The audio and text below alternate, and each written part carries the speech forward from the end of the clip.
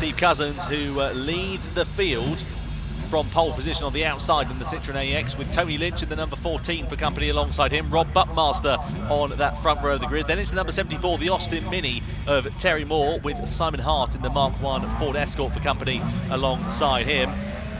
And then next up it will be the number 57 of Paul Smith. So let's see what then is going to happen as we get ready to go racing. Ready to Race board is on. Retro final for round 3.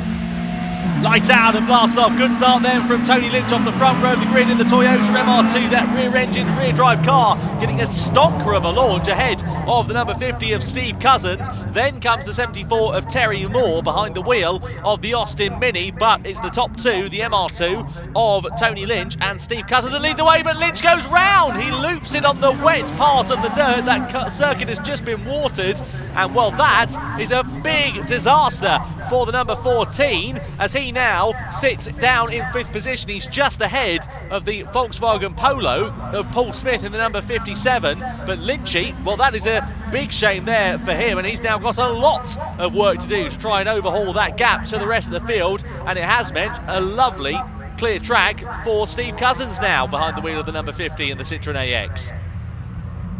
So already completing the first lap here in these retro rallycross machines. And Tony Lynch, well, he has got a lot of work to do, as we said, but Steve Cousins leading the way as they come to complete the end of that first lap and indeed start the second. And Cousins with a significant advantage now then over the number 74 of Terry Moore, who sits in P2 as it stands behind the wheel of that Austin Mini. And we saw some fantastic battles up and down the grid at Linden Hill in round 1 and round 2 of the Five Nations British Rallycross Championship between Terry Moore and between Tony Lynch. And with Lynch's recovery drive through the field, I wonder whether we are going to see that continue once more out on track here. So it is still going to be the 50 of Cousins that leads the way. Rob Buckmaster behind the wheel of the number 50 now sits behind Tony Lynch, who's made good ground up through the field, so he's got himself ahead of the number 137 of Simon Hart, and got himself ahead of Smith then, and is now through into 3rd place then is Tony Lynch. So a good recovery then so far.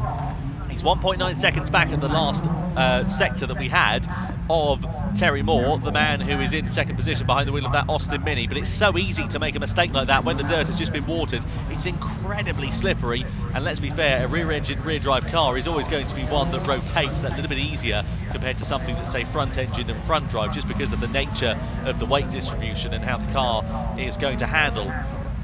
But either way, Tony Lynch will be gleaming from ear to ear if he can recover a strong result from this race. Only 5 laps for this retro final.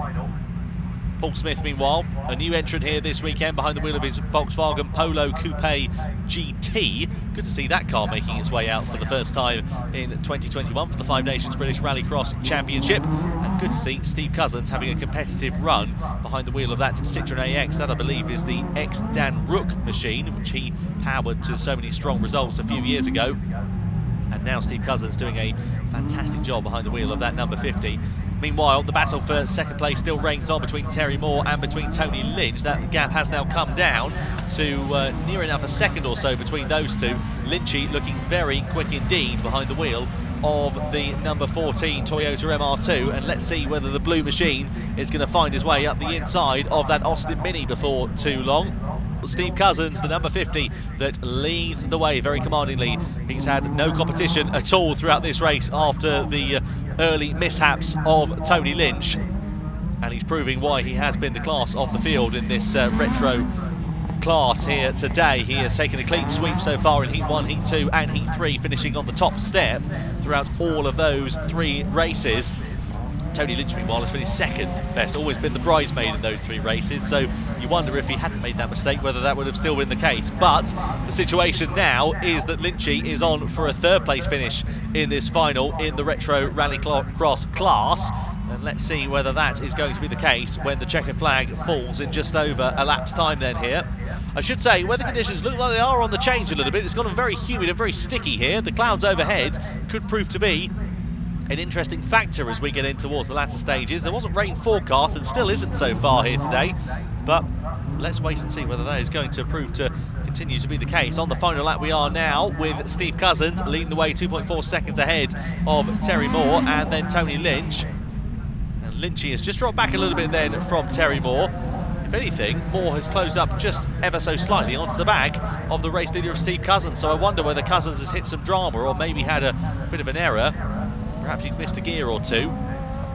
But either way, it does mean that it is going to be Steve Cousins who comes through into the final series of corners. What a fantastic race it has been for him. 3 wins in 3 heats, and now as he comes through the S-Bends for the final time and across the timing line, it is Steve Cousins who wins the Retro Rallycross class here for round 3 of the 5 Nations British Rallycross Championship, ahead of Terry Moore in the number 74, and then it is Tony Lynch in the 14. A fantastic recovery drive after sitting near enough plumb last.